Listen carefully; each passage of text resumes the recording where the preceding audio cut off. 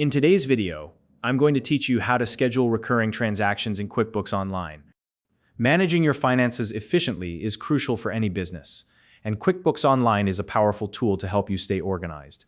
One of its most useful features is the ability to schedule recurring transactions, which saves time and ensures that your invoices, expenses, or deposits are handled automatically. Whether you're billing clients regularly or tracking consistent expenses, setting up recurring transactions can streamline your workflow. If you don't already have a QuickBooks Online account, you can use the link in the description to sign up and get started. To begin, log into your QuickBooks Online account. Once you're on the main dashboard, locate the New button in the top left corner of the screen. Go ahead and click on it. This will open a menu where you can choose the type of transaction you want to make recurring. QuickBooks supports a variety of transaction types, such as invoices, deposits, and expenses. Select the one that fits your needs to proceed. Next, you'll need to fill in the details for the transaction. This includes entering important information like the transaction date, the amount, and details about the customer or vendor involved.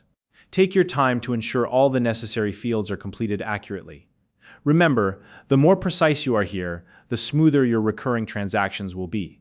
Once you've entered all the required information, scroll down to the bottom of the screen.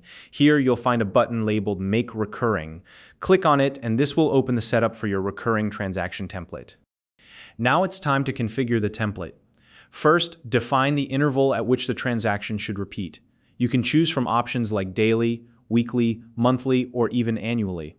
Select the frequency that best matches your business needs. After that, set the start date for the recurring transaction. This is the date when the first transaction in the series will occur. If your recurring transaction has an endpoint, you can add an end date or specify the number of occurrences. For instance, if this transaction is only needed for the next 6 months, you can set an end date to match that timeline. If no end date is required, you can leave this field blank, and the transaction will continue indefinitely. Before finalizing, take a moment to review all the details in your template. Double-check the transaction type, amounts, dates, and any customer or vendor information to ensure everything is accurate. This is your chance to catch any errors before the recurring schedule is saved.